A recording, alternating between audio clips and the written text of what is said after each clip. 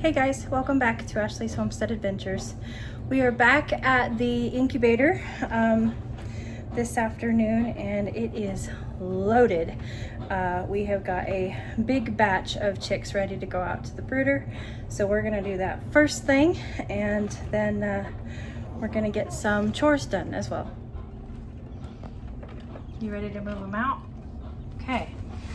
There is a bunch of them in there. They're just packed in there like little sardines. Hi, guys. Hey, I'm talking to you. Wake up. I'm talking to you. Oh, all right. Let's get you guys moved out, huh? Ready to go out.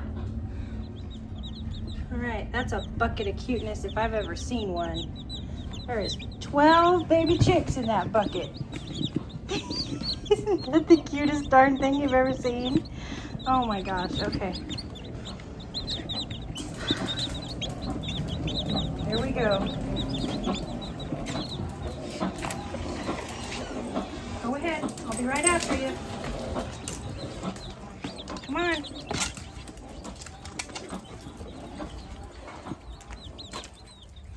One little gray one snuck in there.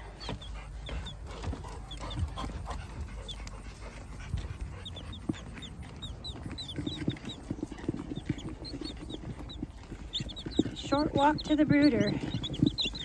This makes for 17 out of 21. Pretty good. I brought friends for you guys. All right, I'm gonna dip beaks in waters and get them all set underneath the light. There you go.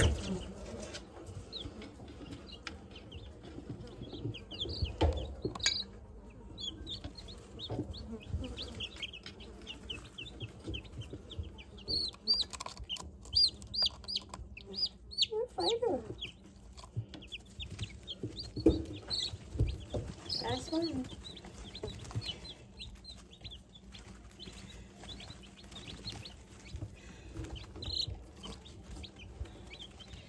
There they all are. Oh my goodness, they're so cute when they're this little.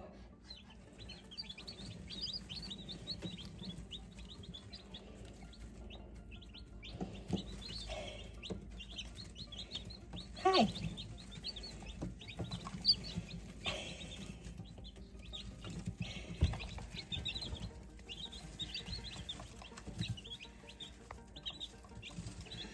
Chick zoomies. That's the best. And as much as I'd love to sit here forever, you guys, I'm kind of squished in this position, so. But this is the position that I get into so that you guys can get up close and personal with the chicks. Because they are so darn cute, and I really could watch them all day. They're absolutely adorable. But they do grow up into being chickens, so. So, we've got to enjoy this cute stage while we can.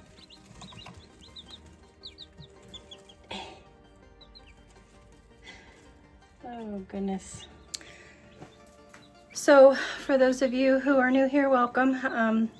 And for those of you who do not know, those were supposed to be all barred rock chicks. Now, my chickens have not exactly been exclusively secluded to where I could keep them separate to know that my, colored roux didn't tag one of my barred rock hens. So hence we've got a little gray one in there that clearly is not a barred rock. And that's okay. And the purpose of these chicks is to grow them out to be food. Maybe some replacements for hens, but their job is to eat and to grow up, and then they will be butchered for food. So I don't know. It's kind of an interesting thing because and I had a client yesterday that I was talking about Billie Jean and my heifer, my cow, and I was telling her that it was time to move Billie Jean to her final pen, which is off of pasture, and it's actually not going to be off of pasture. I'm going to build a small pen and let her eat the grass down to the dirt, and she will then be fed out, is what we call it. She will be given alfalfa and grain.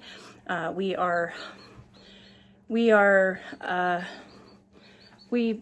finish our livestock. We believe in graining them and finishing them out. We like the flavor of the meat that way. And so I was talking about how I was needing to, you know, think about getting that pen built and getting her moved because, you know, she's got a freezer date for the 20th of December. And she goes, Billie Jean. And I said, yeah, my heifer. And she goes, oh, surely you don't name your food. And I said, on the contrary, I really prefer to eat named food. And I know that some people don't get it, and we're all different, and that's okay. I'm not judging people for, you know, for not being just like me. I mean, the world is made up of all kinds of different colors and people. So basically, I enjoy these chicks. I think they're adorable. I love holding them. I love cuddling them. I love, you know, sitting here and watching them and getting so much joy out of them.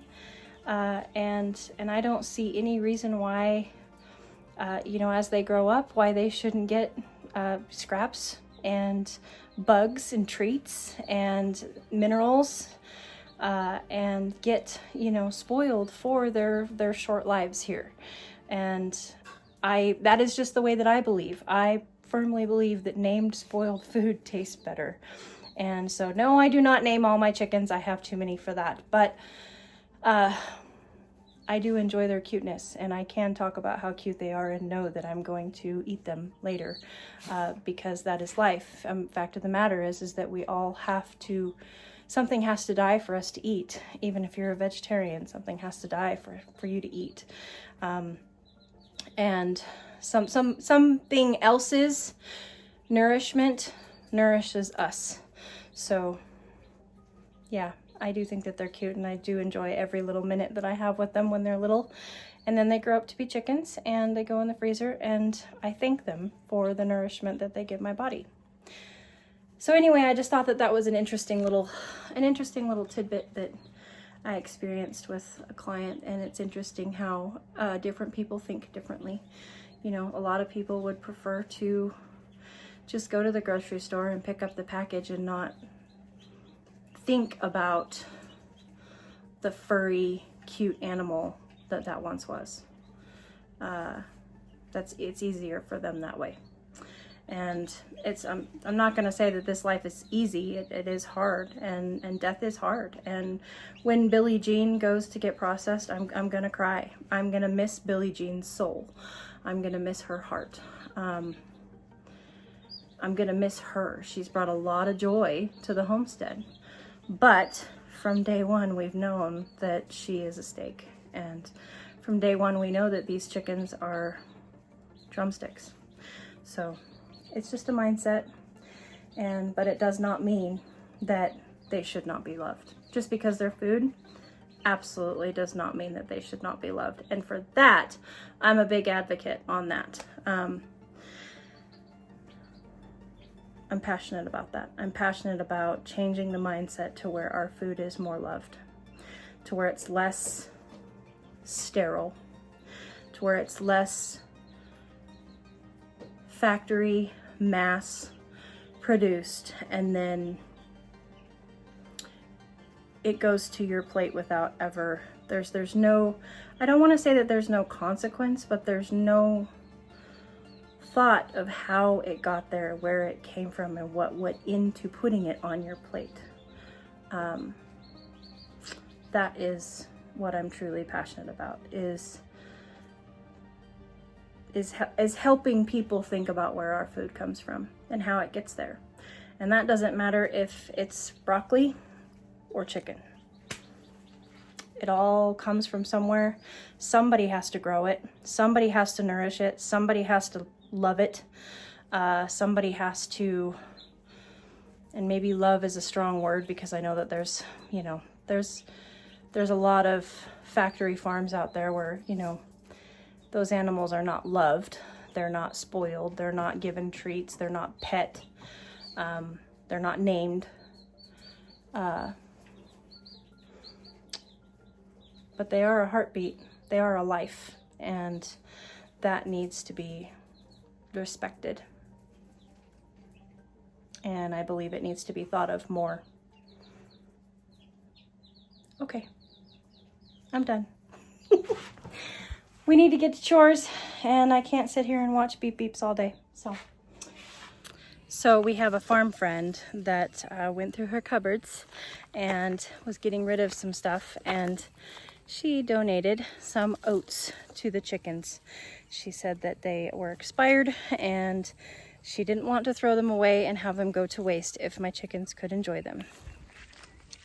So I dumped them into the chicken food, and that will be a nice little treat for the chickens to go with their food. So thank you, Auntie Michelle. We appreciate your donation. Well, looks like I need to do waters and get these girls some food. Hi, girls. How are we? Ready for some snacks?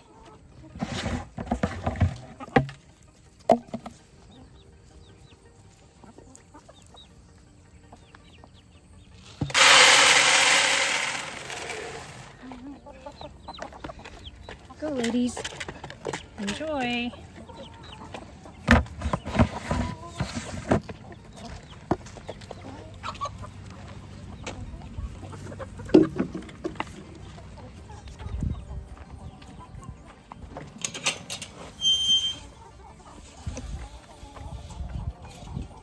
You guys want some oats?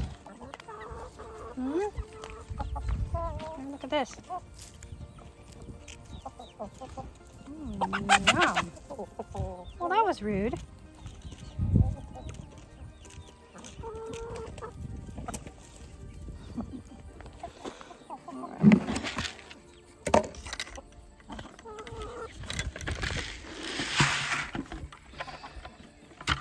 Yeah, you got oats in your food now. Yummy. Okay. All the teenagers are doing good. And the 4 green bands that were in the hospital with these younger teenagers. Everybody is doing good since the big chicken migration 2 days ago.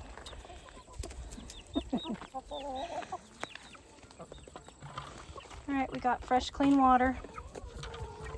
Oh, ladies, come on, every time.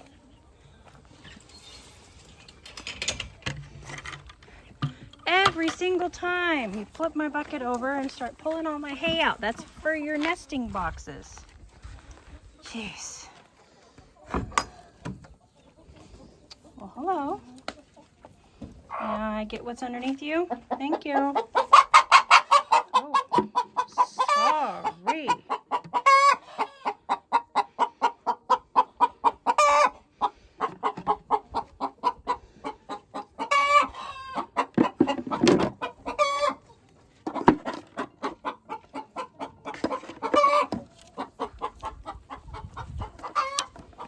Again.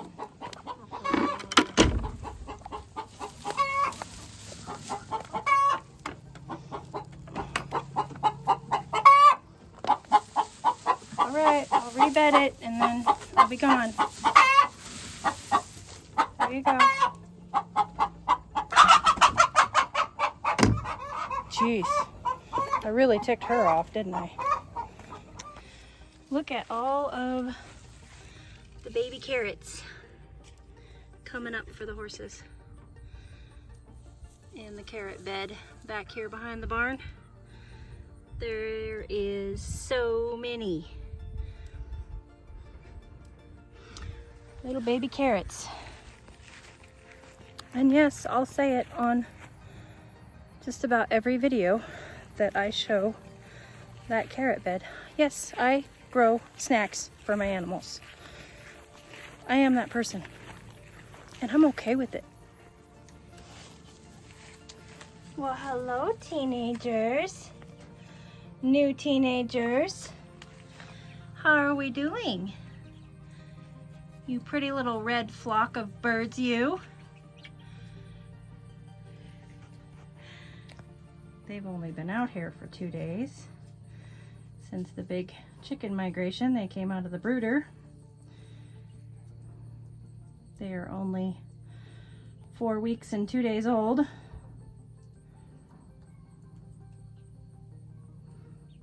Pretty cute.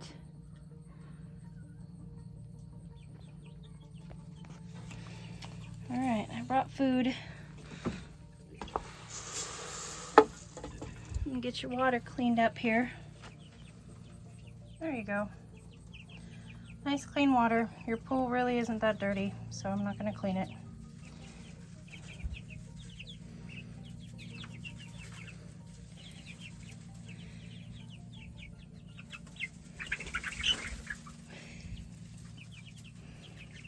Oh, they're so cute.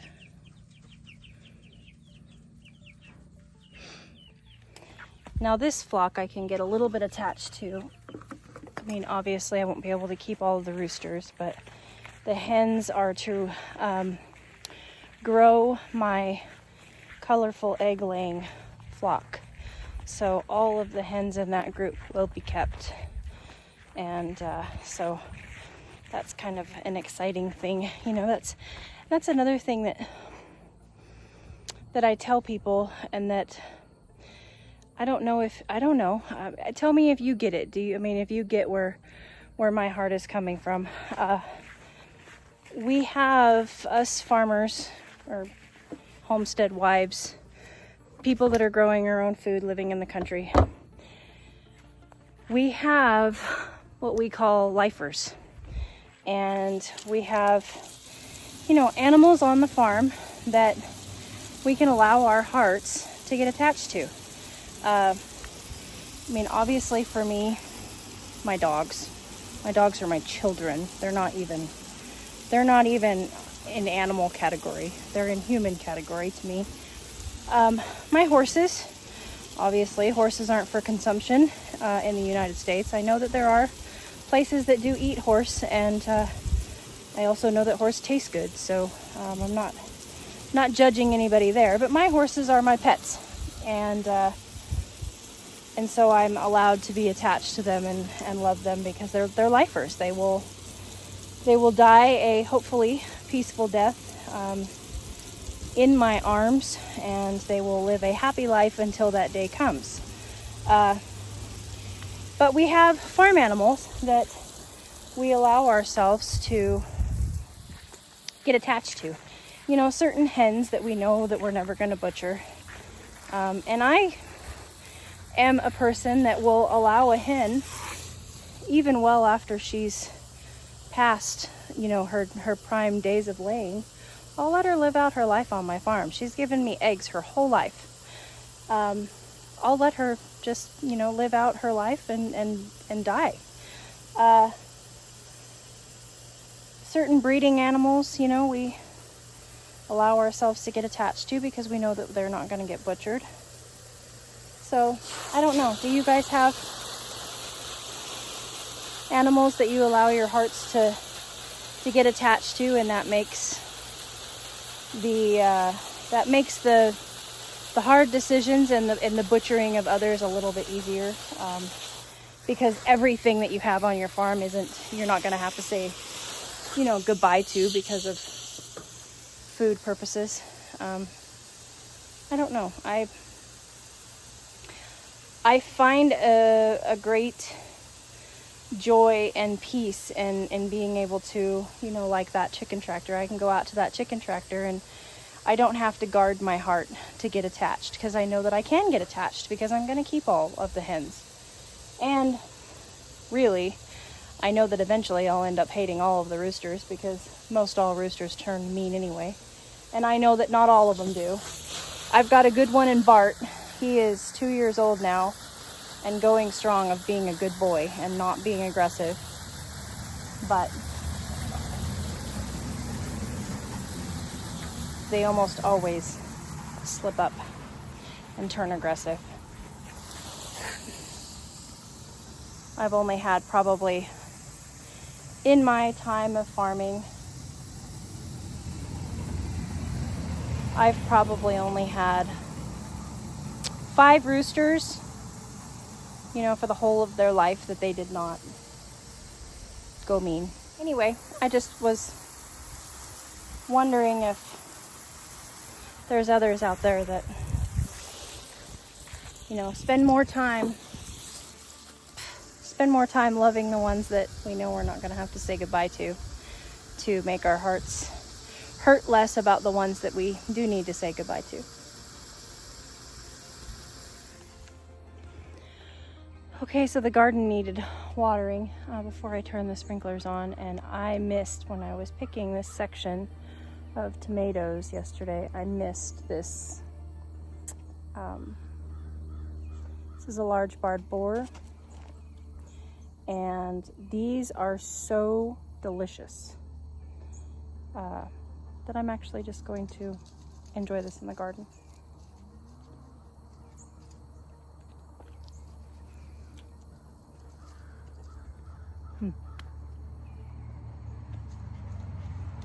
They are so smoky.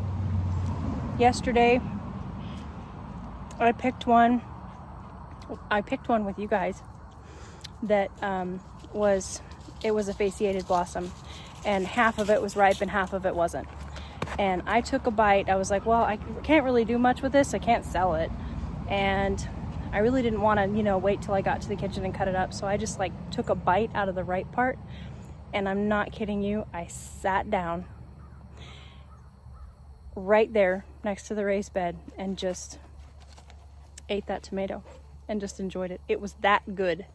So today when I saw this when I was watering, I was like, uh-oh, I'm gonna eat me another tomato like a caveman just out here in the garden.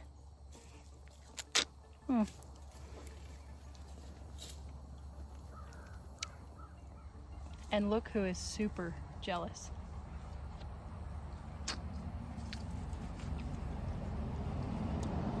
Because I didn't give it to him. And that is all that's left of it.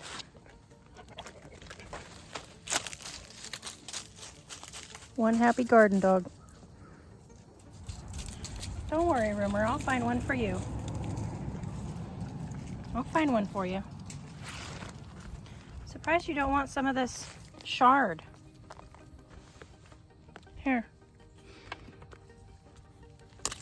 Rumor, you want this shard?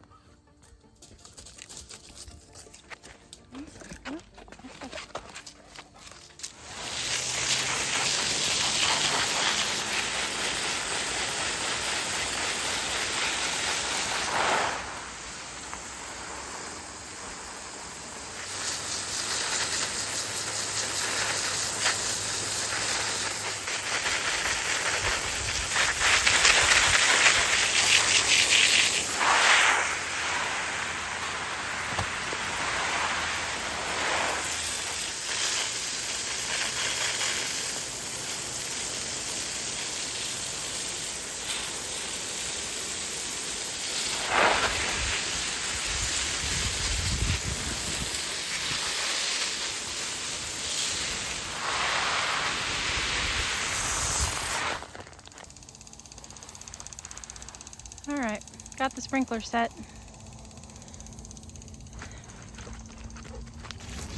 And now that I've had my snack time with that glorious tomato, it is time to give the big animals a snack time.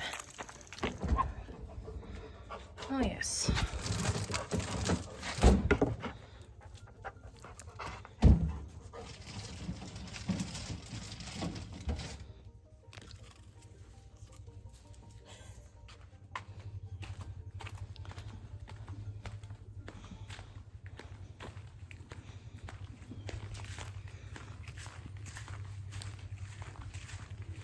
Want a snack? Oh, did you say snack? Yes, I said snack.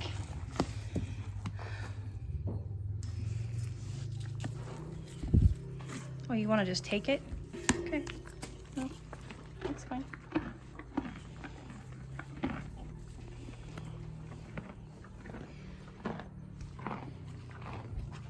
Just one. Oh. Miss Grace, did you hear snack? Hmm? Yeah? You heard snack?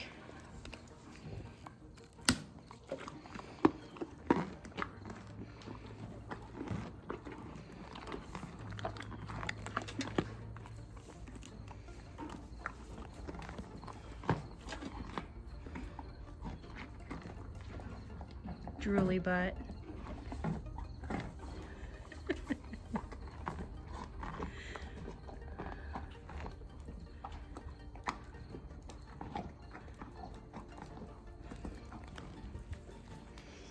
Jos, snack?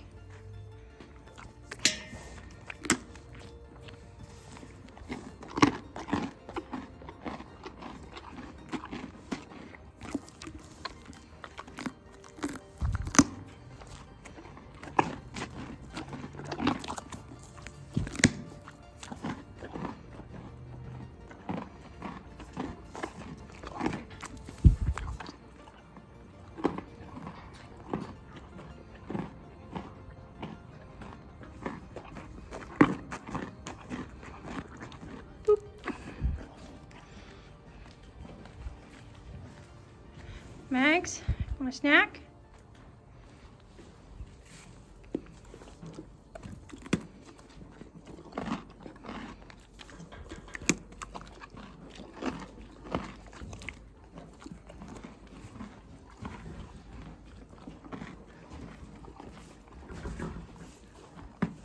What do you think? You need another one? One a day keeps the doctor away. You know the rules.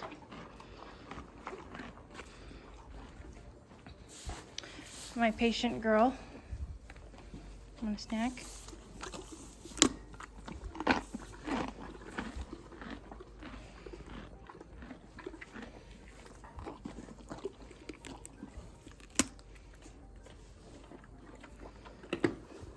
One a day, Jos. One a day. Oh, she says I'm not ready yet. Let me chew this one, Mom.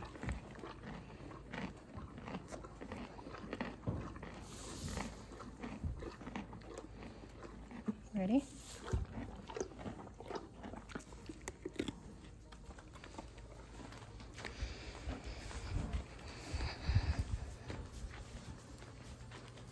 Alright, let's see where that naughty heifer is.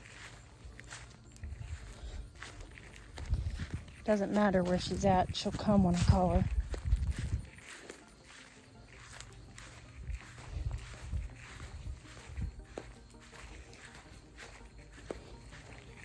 Oh. Were your ears burning? Huh?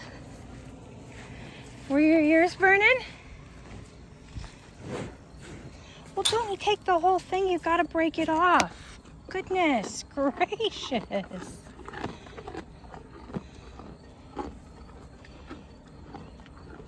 I need to get some fly spray for your eyes.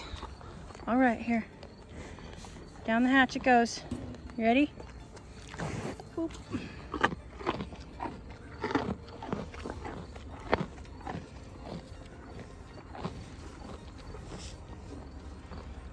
That's a love on you, huh?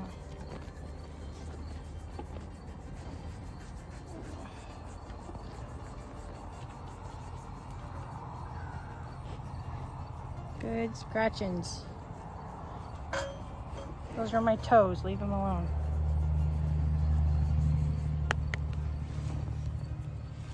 Yep. No more. Boop. Boop. Boop. Boop. Oh, you're a funny girl. Okay, you guys, I'm going to end it on snack time today. Thanks for coming along with me for some chores. I hope you guys are having a beautiful day, and I will catch you on the next one. Yours truly.